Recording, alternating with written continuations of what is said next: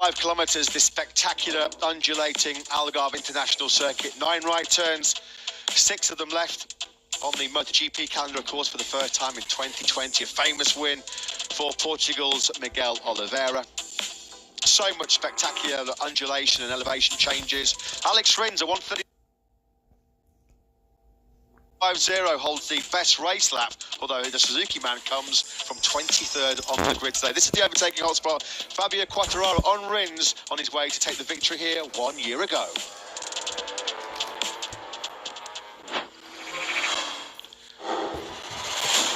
Coming up later in MotoGP, Johann Zarco zones in on a first Premier Class win from pole position.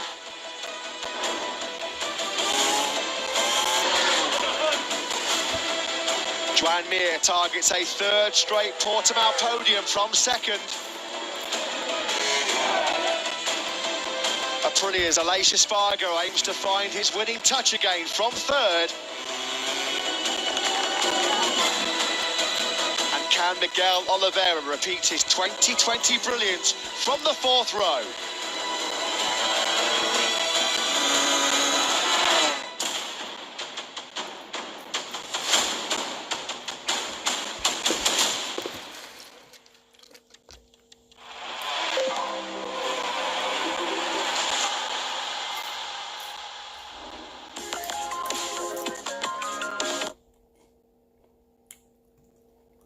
Feel the energy of classy Yamaha. Fiturnya up to date dengan teknologi New Blue Core Hybrid 125. Yamaha Fazio, color up your life. Yamaha, semakin di depan, full gas.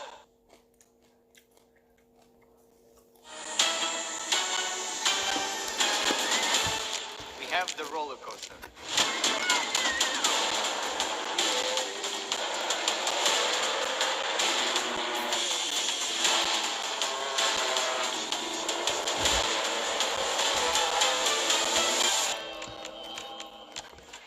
Welcome to the Algarve International Circuit, also known as the roller coaster.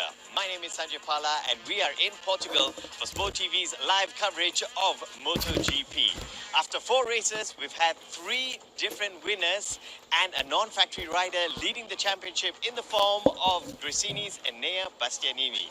Portugal is also the home race for Miguel Oliveira, who had quite the homecoming after winning the race in Indonesia.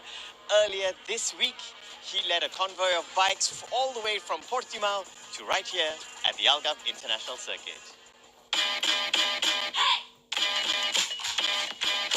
That was fantastic. I always have something organized every season.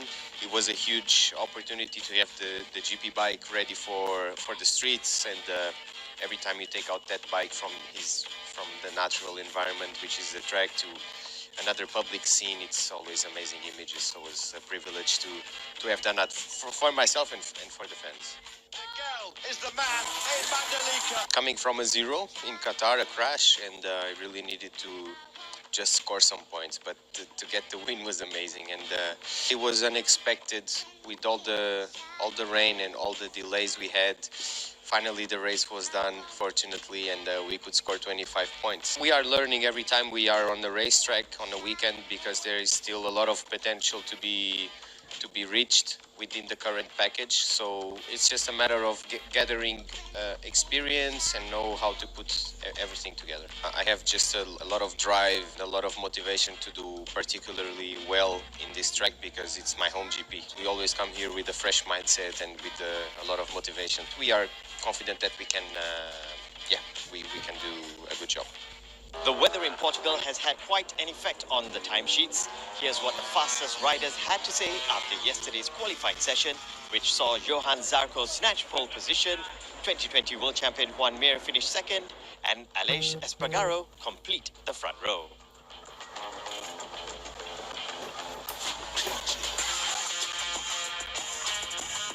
It's always an advantage to start in pole. It's helped to get a good confidence.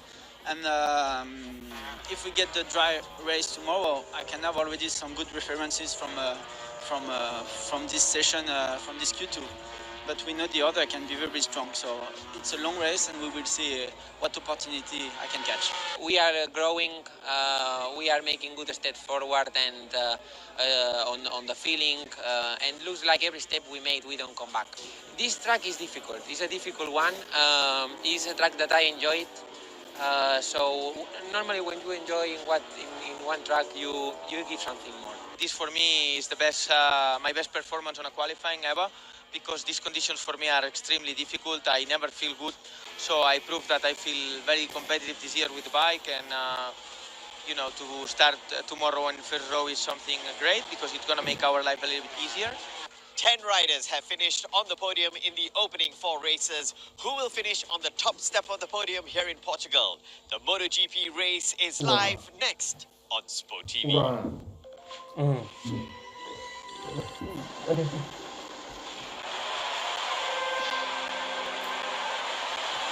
Alex was 26 yesterday. Excellent qualifying for him. He came through Q1 with Luca Marini. He starts from 7th. And strangely to say, contrasting fortunes in Pramac Ducati. If there's a Pramac Ducati rider this year who's starting from pole position, you put your mortgage on it being Jorge Martin, but he had a tough Saturday yesterday. Unlike this man, Lewis, the 7th MotoGP pole position secured by Johann Zarco. Martin also had a crashing warm-up this morning as well, so he's not having an easy weekend. He has to come from the middle of the pack. Johann Zarco then from pole position. Perhaps one of the more important pole positions that he or anyone will claim in MotoGP. As we mentioned at the top of the show, all 3 MotoGP races here at Portimao since we started coming here in 2020 have been won from pole position. If that trend continues today, then Johann Zarco, at the 89th time of asking, could become a MotoGP winner. But plenty of pitfalls ahead of him before we get to that point. Plenty of challengers further back. Pol Espargaro, of course, he'll be looking to try and get himself in on the action as well. He starts from 10th on the grid this afternoon. Of course, it was his crash that was the key moment in many respects of qualifying 2 yesterday. His crash brought out the yellow flags and, of course, ruined a potential second row lap for his teammate Marc Marquez. Pol Espargaro was pretty cross yesterday, understandably so, but a new day, he'll be looking to move forward from 10th on the grid as Honda looks to get back on form after a difficult couple of races. Don't discount this young man as well. Thriller Miller, the Australian Jack Miller. He's never qualified lower than 4th place here in 4 qualifying sessions in Portimao. Got a great record, started front row and finished 2nd after a great late battle with Frankie Morbidelli at the end of 2020. That helped Ducati win their first constructor title since 2007. He started 2nd and finished 3rd here last November. So Miller going from that head of the 2nd row with Fabio Quartararo and Marco Bezzecchi for company. He has got a great chance of a podium here today as well, amongst the backdrop of all the rumours that he's potentially looking at options away from Ducati next year. Some initial gossip that there's been some tentative discussions between Miller about a possible return to LTR Honda in 2023. Just saw Brad Binder on screen. He starts 12th on the grid. Couple of mistakes for him at the end of qualifying 2 yesterday, which prevented him from starting a little bit higher up the field. But we so often see Brad Binder move forward on a Sunday, so keep an eye out for him. Aleix Espargaro, front row of the grid once again. Can he leave here back in charge of the World Championship? He trails Enea Bastianini, the championship leader, by 11 points. Bastianini's all the way back in 18th on the grid. Here is the World Championship leader. Aleix Espargaro, though, really left it late in both sessions yesterday. Free practice 3 when he was just in time to get himself into the top 10 before the rain really picked up, and then on the last lap of qualifying 2 got himself onto the front row of the grid. But Enea Bastianini, another of the walking wounded this afternoon. You can see that strapping on his right hand. That's as a result of a crash in qualifying 1 yesterday. A big high side for Enea Bastianini coming out of turn 5. Much like Pecco Bagnaia, a bit of damage limitation is the target for Enea Bastianini. We saw so many occasions last season when he was starting deep on the grid, he will come through late in the race, but this is a big task ahead of the World Championship leader here today. One of those real horrible, nasty off-throttle high sides for Enea Bastianini at turn number 5. Alex Rins just heading out onto the circuit.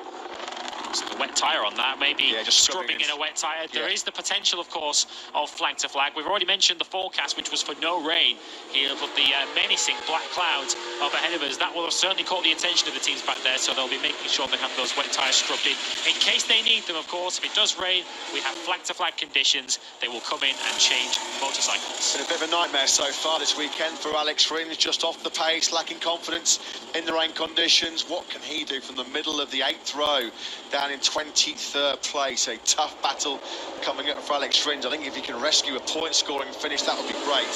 A top 10 would feel like a win coming from so far back. Luca Marini, well, we know he's always got great one-lap speed. We've seen that so often already so far in 2022. Still some lingering doubts about his ability over the longer race distance in terms of tyre management, particularly with the rear tyre. The last couple of Grand Prix, he's faded and dropped backwards with a few rear tyre endurance problems, of course, with the lack of information and the lack of experience in terms of assessing your endurance and durability on the slick tyres here this weekend. I wonder how that will factor in for Luca Marini. That said, though, a great job yesterday in qualifying. Came through the tricky Q1. He sandwiched in between the Marquez brothers in 8th place on the middle of that 3rd row.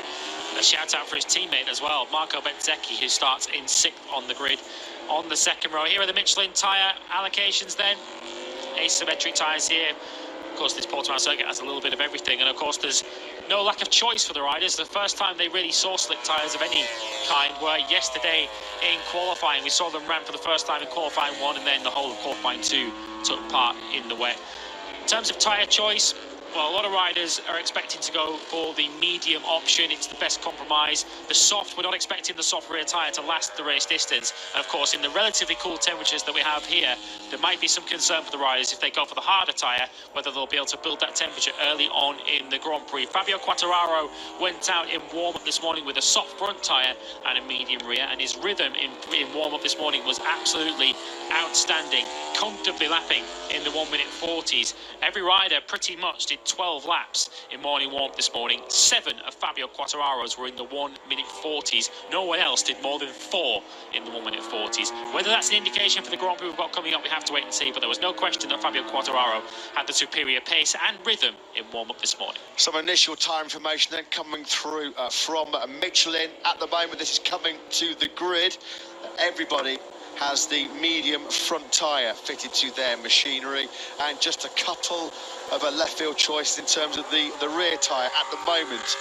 Pol Espargaro going for the hard rear, and Alex Marquez likewise going for the hard rear. Everybody else on the grid going for that medium rear tyre, which we thought was going to be the preferred pick. So we'll keep a close eye on whether Alex Marquez and Pol Espargaro do indeed start this Grand Prix. 25 laps of Tissot Grand Prix of Portugal with that hard compound rear tyre. Interesting choice from 2 of the 4 Honda men here in Portimao. Yes, so very little data for the riders this weekend. A lot of teams will be drawing on the data from last year's 2 races that we had here at Portimao. And Bastianini was one of those, of course. The GP21 that he'll be riding won this Grand Prix last year in the form of Pecco Bagnaia.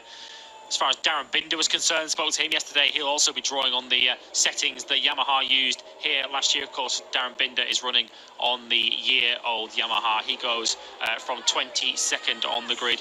24 riders on the grid.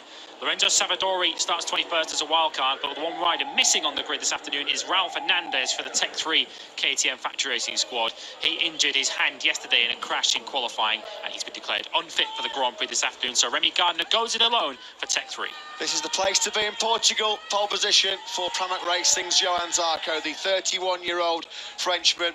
Just the 7th pole position of his Premier Class career, 26 in his Grand Prix career. Can he finally break that long winning victory duck? Loris Capirossi, Troy Bayliss, Casey Stoner, Andrea Iannone, Andrea Dovizioso, Jorge Lorenzo, Danilo Petrucci, Jack Miller, Jorge Martinez teammate Pecco Bagnaia and Enea Bastianini. They've all tasted glory in MotoGP for Ducati. Is it finally the turn of the Frenchman here today in Portimao as Enea Bastianini? Will he be the MotoGP World Championship leader come the end of play today?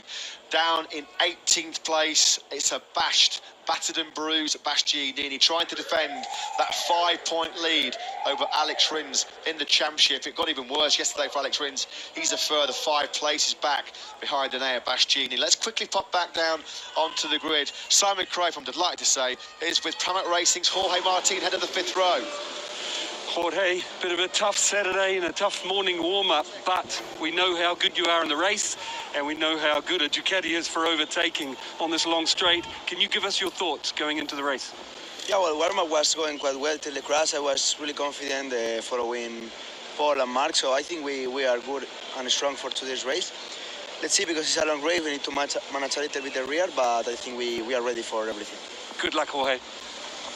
Yeah, good luck then to Jorge Martin. Here is the grid then for the Tissot Grand Prix of Portugal.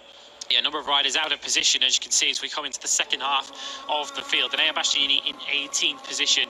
It's as low as he started quite comfortably all season. The lowest grid position for him since Valencia last year. He'll have an awful lot of work to do. Jorge Martin, 13th. You can see just ahead of Maverick Vinales. There's another racer who feels he has pace that is better than his grid position. Franco Morbidelli down in 19th position ahead of Remy Gardner, who, as mentioned, is the sole KTM Tech 3 rider on the grid. Lorenzo Savadori is a wild card for Aprilia this weekend. Starts ahead of Darren Binder. And look at the big names alongside him on the back row of the grid. Alex Rins in 23rd. Pecco Bagnaia starts 24th with a sore shoulder. How many points can he rescue from this Grand Prix as we see some late tyre changes going on at Ducati? Let's see, of course, whether that's for Jack Miller or Pecco Bagnaia and what the decision is going to be. It looks like you'd imagine it's going to be between the medium and the hard. It would be a big call for anyone at this stage to go for the soft rear tyre. Yeah, there's a couple of murmurings this morning after the warm-up that maybe Aprilia, in particular Maverick Vinales, starting from 14th place, the middle of the fifth row, they might gamble on the soft rear tyre, despite what Piero Taramassa was saying to Simon Crafar this morning. But it doesn't look like at the moment the initial information filtering through from Michelin is that, as we suspected, there is nobody that's going to take a punt on that soft rear tyre. So the tension builds.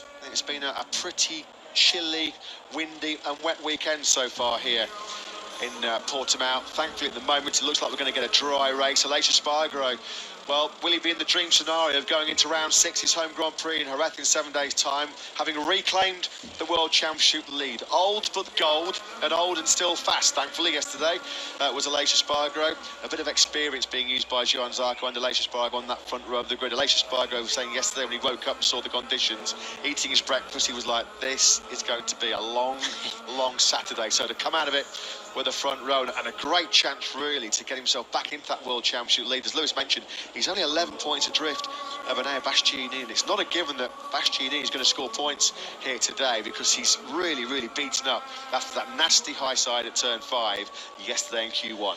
Changes also going on at Pramac. If you applied points to the grid positions and projected that forward to the end of the 25-lap race, you'd have Joan Mir and Aleix Espargaro both level on points to the top of the World Championship. An awful long way to go, though, before we start handing the points out. How many points can Pecco Bagnaia salvage from this afternoon? Of course, winner the last time we raced here from the pole position, of course, starting at the very opposite end of the grid here this afternoon. 24th on the grid, promoted a spot due to the absence of Raul Fernandez. Just how physically is he feeling? We expect him to have taken 1 or 2 painkillers to give himself the best chance of lasting the distance over these 25 laps. Very important for him to try and make as much ground as he can in the very early stages of this Grand Prix. It's a real tight turn 1, and it tightens up into a very slow turn 3 as well. So the middle of the pack can be where a lot of the danger can be, but Bagnaia is going to have to be aggressive and try and block out the pain that he's suffering. It looked like he was holding like an ice pack or a heat pad on that right shoulder there. Let's go down the grid. I'm delighted to say he's making his first return to the MotoGP paddock since he retired at the end of 2021. It's the 9 times world champion, the legend Valentino Rossi, with Simon. Yes, he is. Valentino, would love to hear. It's great to have you back, first of all, but I'd love to hear what you think of your team, how it's going so far, the Mooney VR46 team and your riders. For us, this weekend and the qualifying are very good, and here is very difficult. It's very difficult for the riders. It's very difficult also for the team because it's a new team, so we need to take experience. But the work is good. Now you know the race is always different, and you need to have a good pace. But they start from a good position.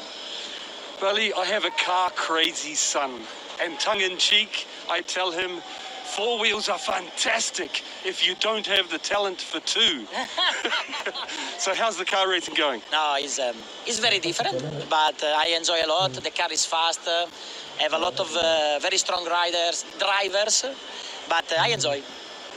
Great to see you back. Grazie, ciao Simon. Yeah, thanks, Simon. Great to see and great to hear Valentino Rossi back where he belongs in the MotoGP World Championship. His boys, Marco Bezzecchi starts from a career best 6th place in MotoGP. Brother Luca Marini goes from the middle of the 3rd row in 8th place.